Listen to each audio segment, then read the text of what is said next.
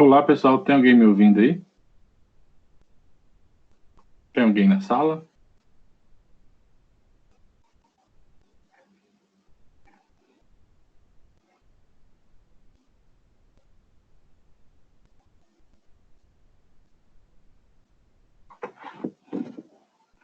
Há alguém na sala de aulas aqui junto comigo neste momento?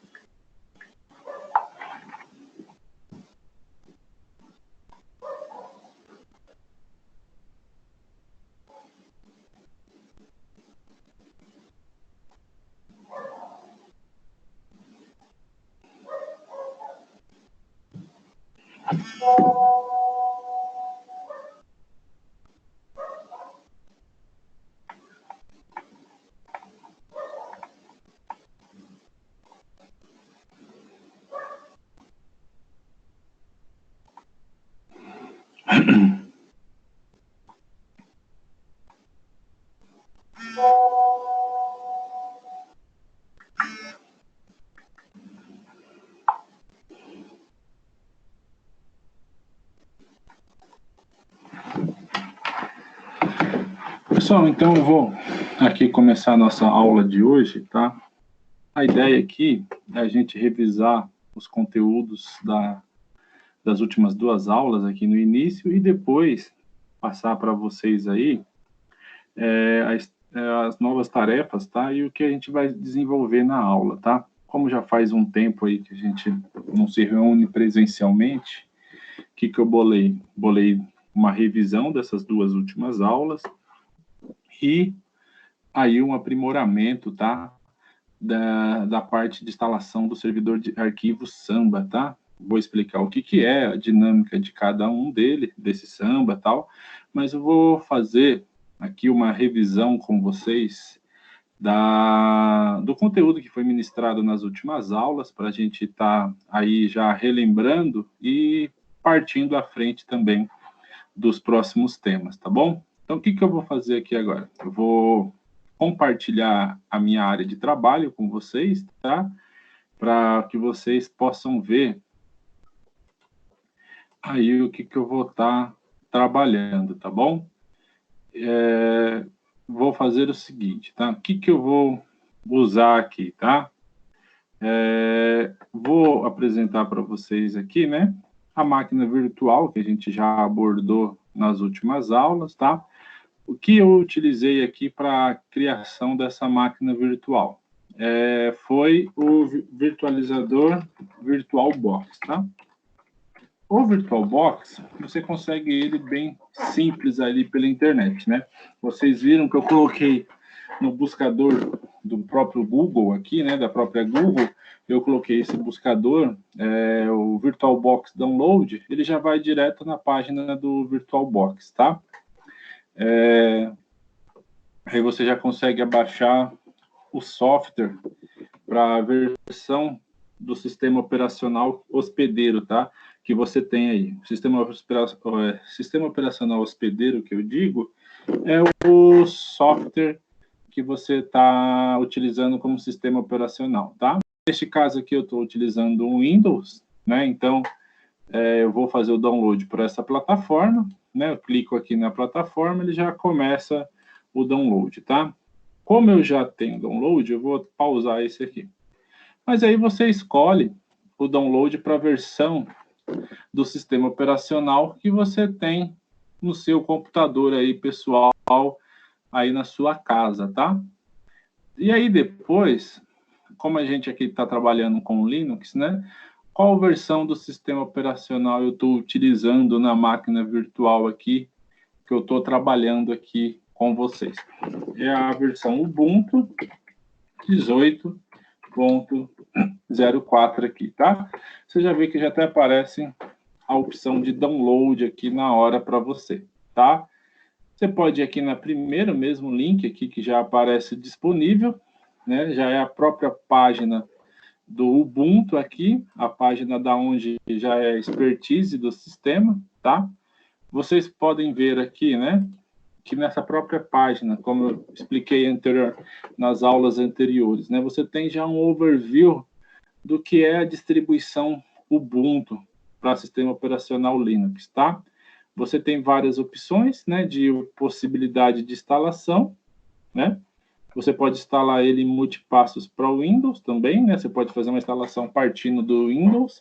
Você pode fazer o download da versão desktop que a gente está utilizando, tá? E aí você tem várias outras guias aqui que você pode utilizar em vários outros tipos de sistema, tá?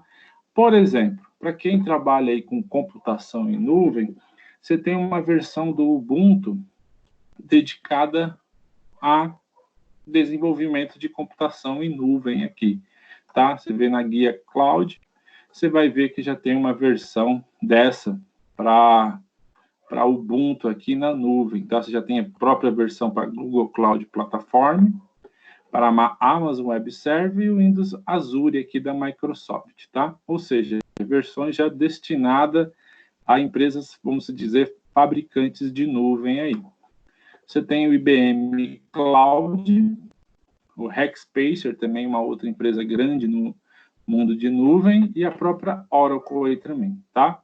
Ou seja, né, versões de desenvolvimento destinada à computação em nuvem, que está muito em alta agora nessa quarentena, né? Inclusive, aqui mesmo nós estamos utilizando recursos da nuvem, né? Eu estou gravando essa videoaula aqui para vocês e disponibilizando ela em um momento posterior, né? Então, nós vemos que ela está sendo disponibilizada aí pela nuvem, tá?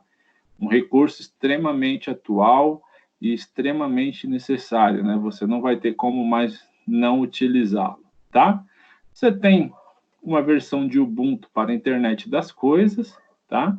Raspberry aqui, muito conhecido aí até por vocês, né? Dá para fazer várias coisas bacanas e legais utilizando esse Raspberry, que é essa placa que está aqui mostrada para vocês. Ela vem com possibilidade de portas de extensão, né? Tá vendo que vem com padrões de celulares, tablets, smartphone, né? Vem vários aqui entradas com vários modelos, placa de rede, né? Adaptador Ethernet. Aí para a internet das coisas também você poder, né? Utilizar uma versão do Ubuntu mais reduzida, tá bom? Isso é muito legal, né? Muito bacana ali de você poder operar. Você tem direto, né, Raspberry Pi, né, também, para vários modelos de Raspberry, né, você tem uns que permite só a versão de 32 bits, outras plaquinhas já são mais avançadas, possibilitam mais recurso aqui, tá? A versão servidor dele, né, para máquinas aí de uso empresarial, tá? E você tem várias aí, né? Servers ARM, Power, S390X e para provisionamento, tá? E aí você vai tendo vários flavors aqui de sabor. Né? Você tem a própria página de desktop, que é o que nós abrimos a priori no início, né? Então, aqui está os links aqui para vocês, né? Visualizarem, compartilharem aí, né? 2 GB dual core processador. Então, aqui é uma recomendação básica, né? De que a gente necessita aí para instalação e utilização de uma forma bem legal aí do Ubuntu, tá? Alguns links disponíveis de download para outras versões, tá? E outras formas de versões para você poder baixar. Você tem o link principal, você pode baixar ela via torrent, né? você pode abaixar por outros servidores que você achar mais seguro também do que o principal. E aí você tem um Ubuntu Flavor, né? O que é isso? Como eu já expliquei na aula anterior, é o Ubuntu vamos dizer, em vários sabores, entre aspas, tá? Você pode ter o Ubuntu chamado Kubuntu, que nada mais é do que uma interface KDE sendo utilizada ali para aprimoramento, tá bom? Você tem a Lubuntu, que é uma versão leve ali de interface gráfica, tá? O que seria uma versão leve? Uma versão mais enxuta na parte de recurso gráfico, tá? Uma versão bem reduzida ali, ao qual não desempenha, não necessita ali do hardware muito poder na parte gráfica, tá? Você tem um Ubuntu para outras versões aqui também, né? E aí, o que acontece, né? É o Ubuntu com algum detalhe específico ali para proporcionar mais usabilidade para o usuário, tá bom? Como eu já falei, né? A gente está usando aqui a versão desktop tradicional, certo? Né? E aí, o VirtualBox como base, tá? Vamos fazer o seguinte aqui, tá? O que acontece? Como é a necessidade de relembrar, né? Eu já deixei aqui o VirtualBox instalado, né? Que é o executável, já instalei, não vou instalar, mas é aquele simples passe, né? De execução. Né? Ele vai pedir, vai relatar o padrão de instalação e você pode ir fazendo next e o último comando é o finish. Ele vai solicitar algumas alterações, né, no seu computador, mas é bem tranquilo, não precisa se preocupar. Ele vai pedir, por exemplo, para criar um adaptador de rede virtual, ele vai pedir para criar algumas componentes de forma virtual para que a máquina virtual também possa se conectar na internet e interagir com você, tá bom? O que eu vou fazer aqui agora? Eu vou abrir meu VirtualBox para que vocês possam visualizar aqui, né? Vamos abrir aqui o VirtualBox. Vamos ver o que está ocorrendo. Né? Só um instante aqui. Vamos corrigir isso aqui. É legal que já deu esse problema. Ele está pedindo para a gente reinstalar aqui o VirtualBox. Vamos fazer essa reinstalação para vocês verem como é rápida, tá? Executar. Ele vai falar, olha, você quer instalar? Eu vou reparar aqui, tá? Vou pedir para ele reparar o erro que ele ocorreu. Você pode ver que a instalação do próprio VirtualBox é bem simples e tranquila, né? Não tem muita complicação ali para você, tá? Isso não é só para o sistema Windows, tá?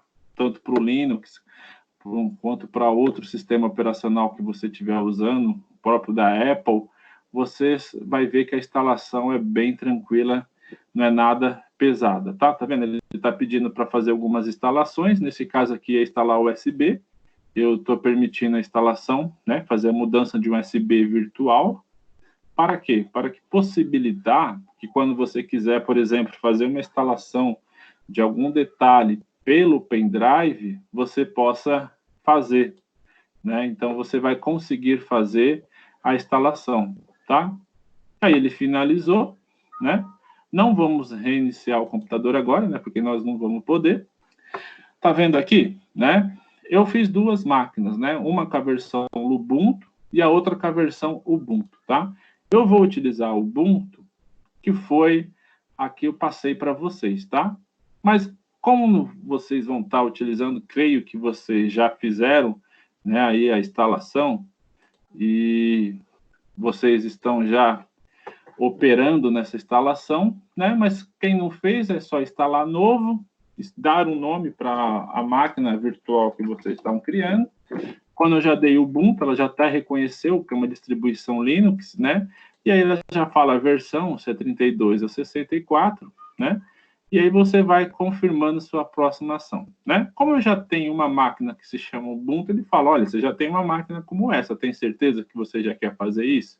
Né? Não. Mas se vocês forem seguindo passo a passo, nas aulas anteriores eu já trabalhei com vocês essa prerrogativa aí do Ubuntu, tá? Então, eu vou inicializar aqui a máquina virtual, para que a gente possa operar, tá bom? Qual que é a minha ideia aqui? Como eu já falei para vocês, né? É que a gente possa rever algumas coisas, né? Vamos aqui rever alguns comandos, tá? Qual que é a ideia dessa revisão? Possibilitar que vocês tenham o conhecimento e a lembrança desses comandos, tá? Então, qual que é os slides aqui? Já está disponível para vocês lá na plataforma, tá bom? Então, é só vocês verem lá, que também já está disponibilizado na aula 7, tá bom? Do encontro que vocês estão agora para fazer, tá? Os slides já está tudo disponibilizado para vocês, tá bom? Qual que é a ideia aqui? A gente relembrar um pouco de comando e um pouco de editor de texto, e depois nós trabalharmos a instalação e o conceito, né, da parte teórica do Samba. Tá legal? Para que vocês possam visualizar aí e terem mais detalhes, tá bom? Essa ferramenta muito utilizada, que é o Samba, tá? Então, vamos começar, né, por alguns comandos básicos. Então, qual que é o objetivo dessa aula? Apresentar para vocês esses comandos que são tidos básicos, tá? Lógico, pessoal, não somente esses comandos, tá? Existe aí mais comandos aqui, mas esses são os principais, das principais ações que você pode fazer, tá? Para que você possa operar aí, tá ok? Então, vamos aqui continuar. Se você for ver, né? Nós temos aqui uma sequência de bastantes comandos aí para que vocês possam trabalhar em cima aí disso, tá? Vamos aqui com os mais importantes, tá? O help, que mostra a opção, né? Mostra a opção de um aplicativo, ou seja, você coloca help, nome do aplicativo, ele vai te apresentar o nome do aplicativo ali, tá? O que é importante vocês guardarem, tá? Você, por exemplo, o main. A ideia do main é exibir um manual de um determinado comando. Ou seja, se você tecla, você quer saber, pô, o que faz o PWD, né?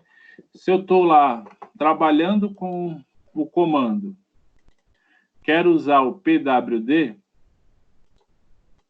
vai acontecer que eu preciso descobrir o que ele faz. Assim como já foi apresentado em outras aulas, né? Ele vai me mostrar um resumo do comando, tá? Ele vai me mostrar as principais funções que o comando realiza para você, tá bom? Isso que é bem legal ali para você ter, tá? O PWD, ele exibe o diretório atual para você, tá bom? O PSWD permite a troca de senha de usuário. Por exemplo, você está logado na máquina e você quer trocar o usuário. Você vai lá, tecla PSWD, ele vai falar, você quer trocar a senha? Quero. Trocar por qual? Né? O clear, ele vai limpar a tela do terminal para você ali na área de trabalho, tá? Pessoal, eu só estou fazendo aqui, né, relembrando, só estou fazendo uma lembrança dessas aulas, tá?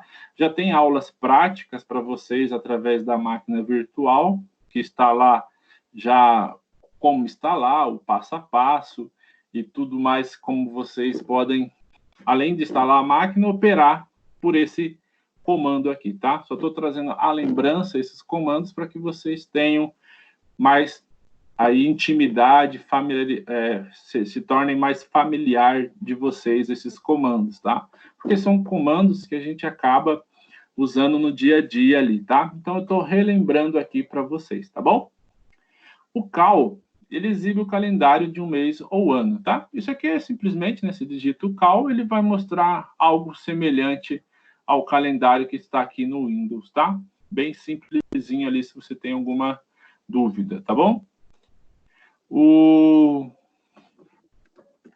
próximo é o who, que mostra quem está logado no sistema, se tem uma ou mais pessoas logadas, né? E o history, como vocês lembram na aula passada, ele mostra a quantidade de comandos que já foi utilizada no terminal e quais são esses comandos ali que você tem utilizado, tá bom? E aí, né, você tem o mkdir, que é para criar diretórios, né? Lembrando que diretórios, como eu já falei na última aula, são as famosas pastas do Windows, tá? Diretório é similar, é semelhante, é igual à pasta no Windows, tá? Então, mkdir, você cria um diretório, tá? Tanto é que no Windows, igual eu falei na última aula, né? Se você está usando o cmd do Windows, quando você vai listar algumas coisas, você coloca dir, né? E aí ele mostra os diretórios que tem lá no sistema. Então, o dir vem de diretório. É que ficou muito conhecido como pasta e acabou se permanecendo, né? Mas a ideia é diretório. Então, diretório e pasta são os mesmos ali, tá bom? L lista o diretório. Então, você está ali no terminal, como eu já mostrei na aula, né? Você vai lá e lista o diretório, tá bom? ls lista os nomes dos arquivos, tá legal? Aí você tem o cd, que modifica o diretório corrente, ou seja, você pode caminhar no diretório indo para o próximo diretório ou retornando ao diretório anterior, tá?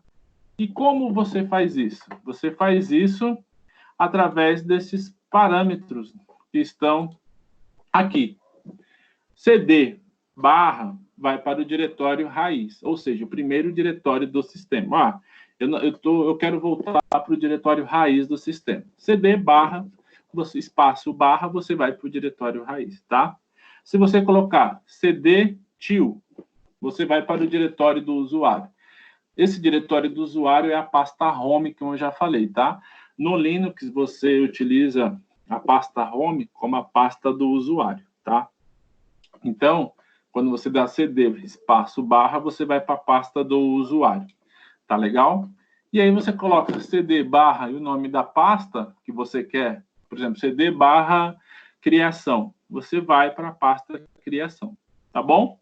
Lembrando que eu só estou revisando esses comandos, tá? Para vocês terem aí um apoio principal, para que vocês usem como base para principal aí. A ideia é o que? Quando a gente voltar à normalidade, a gente já na primeira volta, no primeiro dia, a gente já no laboratório crie, né, toda essa estrutura que eu estou projetando aí de instalação da máquina virtual, instalação do Ubuntu, instalação do Samba, né, tudo que a gente faça isso uma aula bem legal e prática do começo ao fim, tá?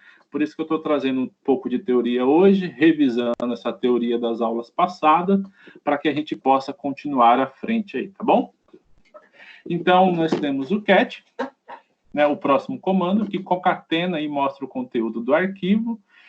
Então, se você fizer cat, sinal de maior e colocar o nome do arquivo que você quer, ele permite que você escreva dados no arquivo, tá? Isso mesmo, ele vai permitir que você edite o arquivo, tá? Cat e arquivo exibe o conteúdo do mesmo, tá? E aí, se o mkdir cria diretórios, qual é o comando que cria os arquivos? É o comando mesmo de inglês, né, que é o tot, que não é só filing, né? Filing também é arquivo. Filing até é usado muito no mundo Windows, né? Mas para o Linux é tot, que também é arquivo, tá?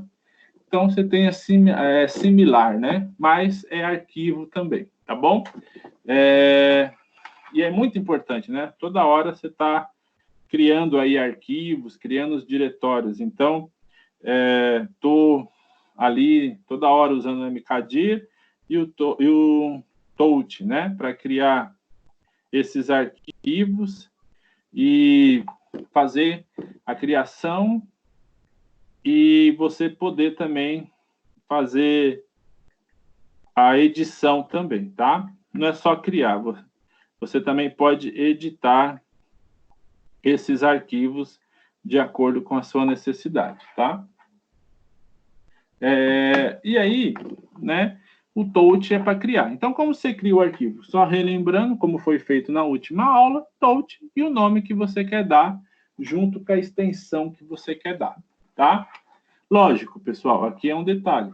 Não são todas as extensões que vai ser permitido na criação. Por exemplo, touch test.txt, beleza, né? Ele vai permitir a criação aí do arquivo. Agora, não faz muito sentido, por exemplo, eu criar um arquivo teste.pdf, certo? E querer gravar algum conteúdo depois. Não vou poder fazer, porque o PDF, quando eu crio, não vai ser permitido a edição, até porque ele não tem um editor de PDF, né? Então, você tem que ter a ferramenta da Adobe para poder criar e editar os PDFs, tá bom? Então, só para vocês terem um pouco de conhecimento, tá? O sort, né, relembrando que é ele, que ele faz? Ele classifica o arquivo e exibe seu conteúdo na tela, tá? O que é esse classificar? Aí você pode fazer de acordo com o que você quer, tá bom? Por exemplo, você quer classificar... E aqui relembrando como eu fiz na sala de aula, aqui você pode até brincar, né? Você pode, eu quero que mostre o arquivo de forma ascendente, né? Ele vai lá e vai mostrar o arquivo de forma ascendente, né? Então, se você quer classificar em ordem ascendente, descendente, primeiro o arquivo em ordem ascendente, depois gravando, classificando o segundo arquivo, isso aqui é uma perfumaria que você pode fazer. Tem hora que vai ser muito bem usado? Talvez tenha, mas ele é colocado ali como um comando coringa, para que algumas horas, por exemplo, você possa fazer uma busca utilizando ele para fazer busca com palavras específicas que você queira, tá? Então, você tem algumas possibilidades de combinação, como está aqui, tá bom? Você também, né? Não é só porque criou um arquivo que ele vai se permanecer naquele local de criação de forma fixa, né? Não faz sentido você não poder manusear esse arquivo para um diretório ou para outro diretório. Então, você pode, né, fazer como isso. Vamos lá. Primeiro começar com copiar o conteúdo de um arquivo para outro. Olha, eu preciso copiar um trecho desse arquivo A para o arquivo B. Eu utilizo o comando cp. cp arquivo 1 para o arquivo 2. Ele simplesmente vai lá e copia o conteúdo de um para o outro. Poxa, eu preciso renomear esse arquivo, colocar, por exemplo, eu estou mexendo com umas pastas de configuração aqui da aplicação que eu estou utilizando, então eu vou renomear esses arquivos aqui como old e vou deixar um outro como principal. Então, o que eu faço? Eu faço uma cópia, por exemplo, já usando o CP e o MV, que é copy e move, né? Então, o que eu faço? Eu copio o conteúdo de um arquivo, eu crio um arquivo, por exemplo, test.old.txt e um teste normal. Copio o conteúdo do arquivo test.old.txt para o arquivo test.txt, né? Renomeio esse outro arquivo e aí eu trabalho sem prejudicar. Isso é uma abordagem que vocês, na verdade, têm que ter comumente, não só para esse universo de Linux, tá? Ou para esse universo de Windows. Quando você está trabalhando e mexendo, né? Principalmente, e aí já é mais uma orientação que eu dou, quando você está principalmente trabalhando, né, com aplicações, você está ali programando, ajustando, personalizando alguma ferramenta, é interessante que você faça isso. Pegue os principais arquivos, faça um backup desses arquivos, guarde esses arquivos, tá? E aí, o que acontece? Trabalhe só nos arquivos copiados, tá? Por que esta orientação? Se você errar, apagar, né, entre aspas, danificar alguma coisa no arquivo e você não souber voltar ao estado original, ao estado raiz, você tem um backup da onde copiar o conteúdo principal, tá? Então fica aí a dica e a orientação profissional que eu deixo para vocês, que é esta de vocês poderem pegar e copiar, fazer esse backup, né? Fazendo esse backup, se resguardando aí para possíveis problemas futuros, tá? É muito funcional isso no mercado e é muito feito, tá? Todos os profissionais aí de tecnologia da informação acabam usando, tá? Então, nós aprendemos a copiar, a renomear o arquivo, né? Agora, vamos remover o arquivo. Esse remover é deletar o arquivo, tá? Então, o que nós podemos fazer? Por exemplo, RM, né? RM, ele remove o arquivo, né? Lembram lá quando estava pelo terminal? RM remove o arquivo, tá? Então, RM, nome do arquivo, você apaga o arquivo facilmente ali, tá? Beleza? É bem simples, normal. Novamente, relembrando como foi feito nas aulas passadas, né? Os comandos têm muito a ver com os próprios nomes na língua inglesa, que a gente está bem acostumado aí, né? No mundo de TI. Inglês aí para a gente é cotidiano. Eu sempre falo em sala de aula, né? E reforço aqui na aula online que vocês tenham aí o inglês como nem digo aí uma moeda ou um gancho, né? Mas que vocês têm, que eles estejam aí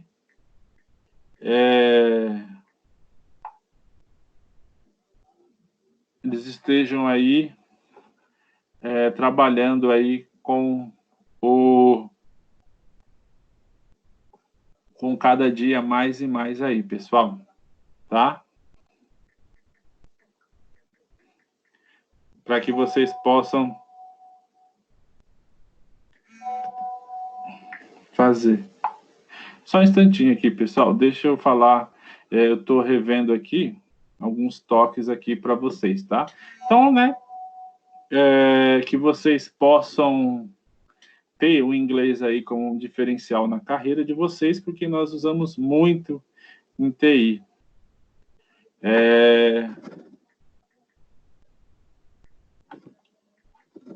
Então, para que vocês tenham a cada dia mais e mais esse conhecimento, que vai ser muito útil para vocês, tá?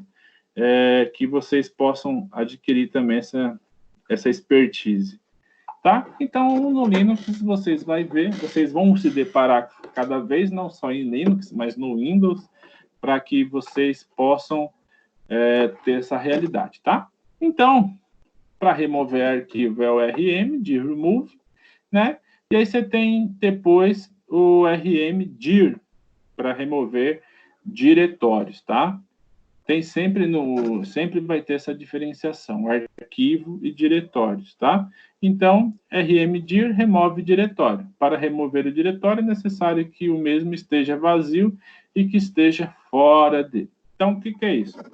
Ele vai remover o diretório quando não tem nenhum arquivo, nada dentro do diretório, tá? Se tiver algum arquivo, alguma coisa dentro do diretório, ele vai falar, olha, não vou remover porque há algo no diretório. Veja se não é importante e aí, assim, eu removo depois para você, tá? Então, é interessante isso daí, essa abordagem, porque auxilia na segurança para você, tá?